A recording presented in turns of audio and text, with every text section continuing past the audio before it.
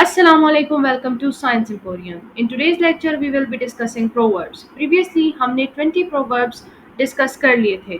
आज फिर से इस लेक्चर में हम फर्दर और 20 proverbs डिस्कस करेंगे और अपनी जर्नी ऑफ 100 proverbs को कंटिन्यू करते हुए आगे बढ़ेंगे. तो टाइम ज़ाया नहीं करते और सीधा स्टार्ट करते हैं. सबसे पहला प्रोवर्ब हमारा आज का है ग्रास्प ऑल लूज ऑल. इसका मतलब ये है कि अगर आप हर एक चीज़ जो है वो हासिल करने के लिए तैयार हो जाओगे कि भाई मुझे सब कुछ चाहिए, तो आप सब कुछ खो दोगे. ठीक है, जैसे कि अगर आपने वो ग्रीडेस्ट गर्ल्स की स्टोरी सुनी हो जिसमें एक बंदे के पास एक मुर्गी होती है जो सोने के अंडे देती है, एंड वो इस लालच में कि अगर मैं इस मुर्गी को हलाल कर दूँ तो मुझे एक साथ सारे के सारे सोने के अंडे मिल जाएंगे. वो करता है तो उसको कुछ भी नहीं मिलता. तो बेसिकली वो क्या करना चाहता होता है, he want to grasp all, but grasp all के चक्कर में वो सारा कुछ खो देता है. He loses all. So this is a warning to people about not being too greedy. If you try and hold on to too much, you are going to end up dropping everything. ठीक है. Next proverb is hunger is the best sauce. ठीक है, hunger is the best sauce simply नाम से यहाँ से पता चल रहा है कि इस प्रोवर्ब का क्या मतलब है. जब आपको भूख लगती है तो आप कुछ भी खाने के लिए तैयार हो जाते हो. ठीक है, यू फील लाइक कि हर एक चीज मजे की है.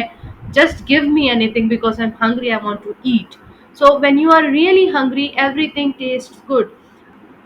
Next is you can't have your cake and eat it too. ठीक है, so this proverb is used to advise people that they can't have something two ways. For example, you might want to wait until the new game you are after is out to spend your birthday money, but you might also want to spend your birthday money on a new pair of shoes. But you can't have it two ways, or you can't have your cake and eat it too. ठीक है ना.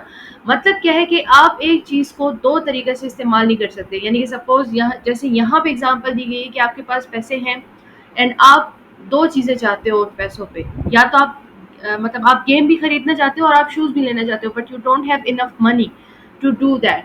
तो आप क्या करोगे, या तो game लोगे या फिर शूज़ खरीदोगे. ठीक है, so you can't have your cake and eat it too. सही है. The next one is you can't teach an old dog new tricks. So this saying is all about how difficult it can be to change the habits and attitudes of people. So if someone has done something or thought something for a really long time, it can be hard to change that. But not impossible, obviously.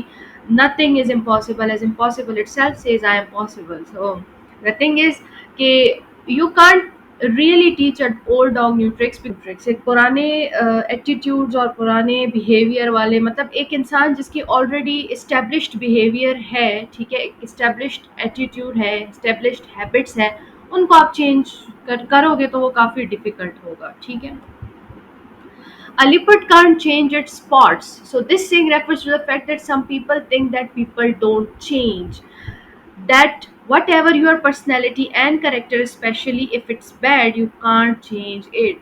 वैसे this is a true saying. आप मतलब अपने spots को obviously change नहीं कर सकते, most of the time नहीं कर सकते, क्योंकि लोग वही बात ना, हैबिट्स जो होती है वो डेली बेसिस की प्रैक्टिस होती है. आप एक चीज़ को, एक आदत आपकी होती है तो वो आप डेली बेसिस पे उसको प्रैक्टिस कर रहे होते हो. सपोज अगर आप अर्ली मॉर्निंग में उठते हो तो that is your daily practice. You can't change it so easily. हाँ, but good habits can change easily, but bad habits जो होती है that can't be change easily.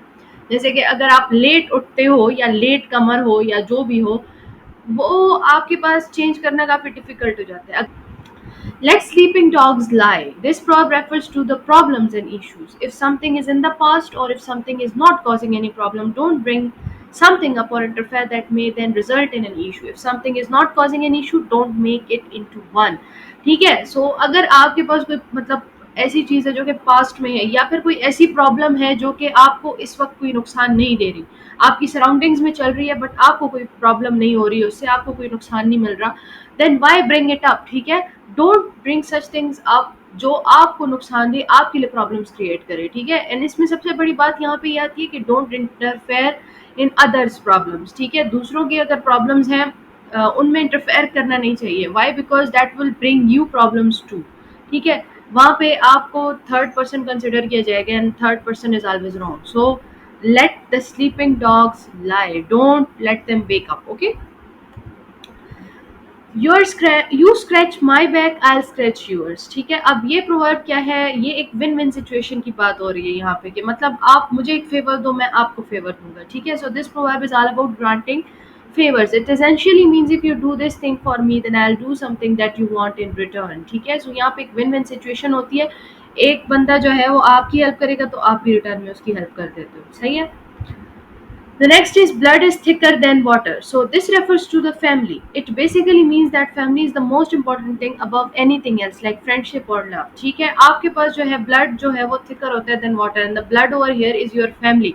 So आपके पास जो आपकी family है वो ज़्यादा वो रखती है, importance रखती है in your life compared to your friends and whatever you have in your life। ठीक है, सो आपके लिए सबसे पहली चीज क्या आनी चाहिए, योर फैमिली और blood relation. So blood is thicker than water, this is the exact meaning of this proverb.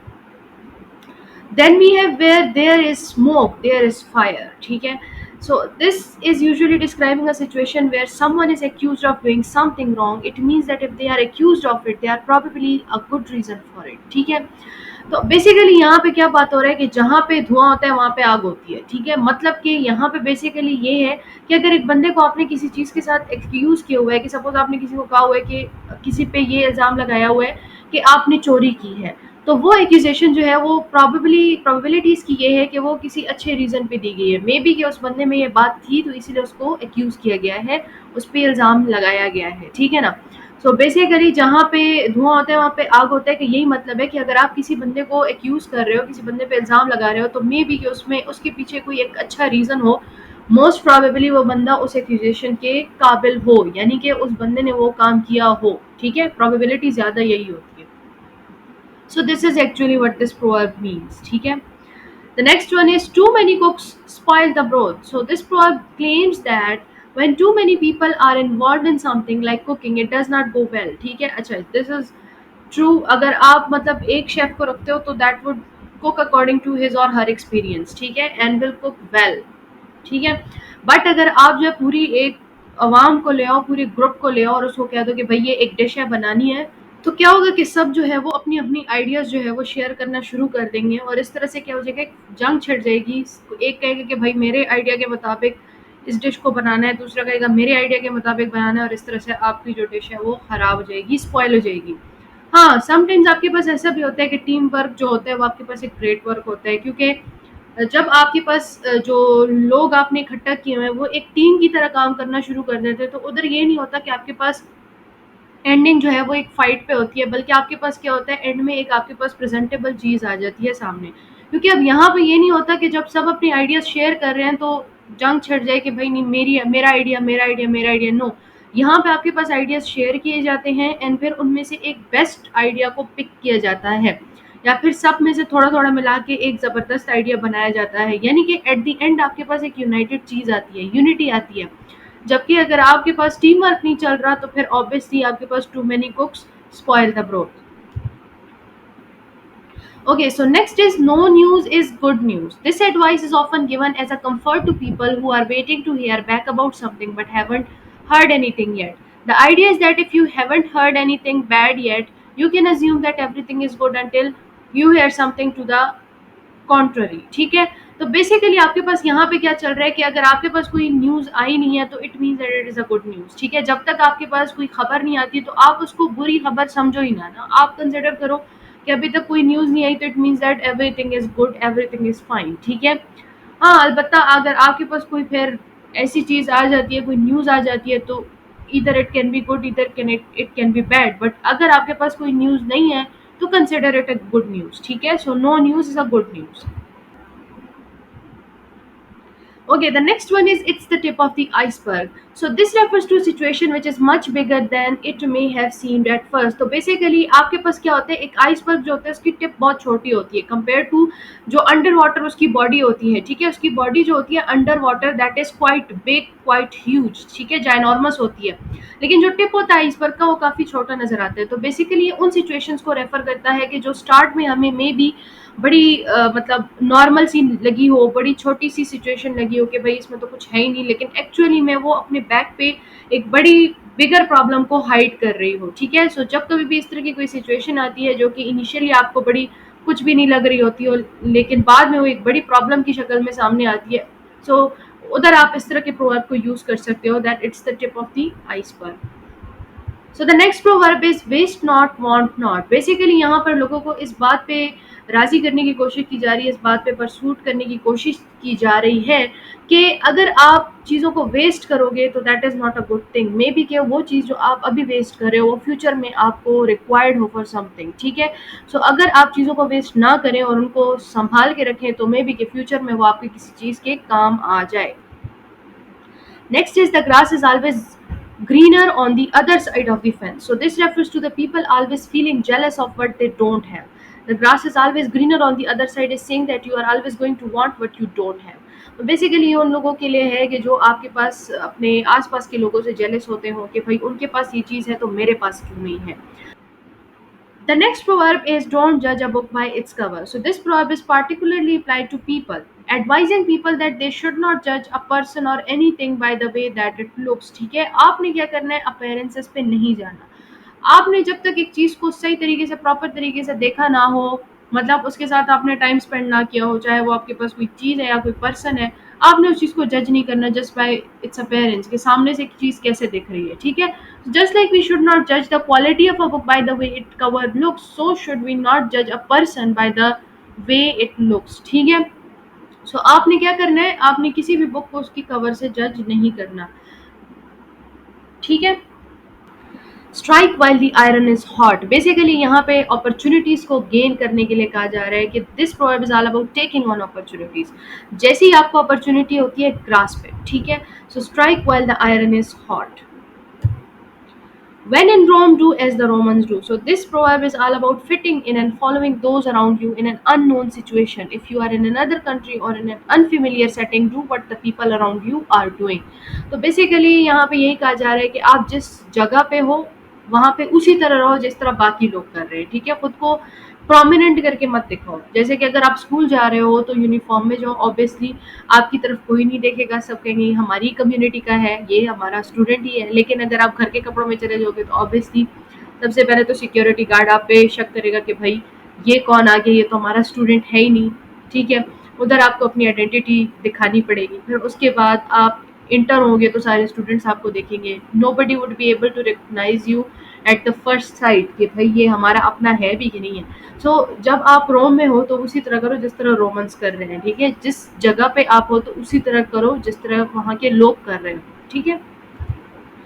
Many hands make light work, यानी कि बहुत सारे लोग जब एक साथ एक काम करते हैं तो वो टास्क इजीली और क्विकली कंप्लीट हो जाता है। आई डोंट थिंक सो कि इसमें फर्दर एक्सप्लेनेशन की रिक्वायरमेंट है, ठीक है।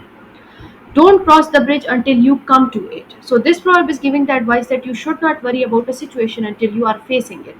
There is no point getting stressed over a problem that has not happened yet. Just wait until there is a problem and then deal with it.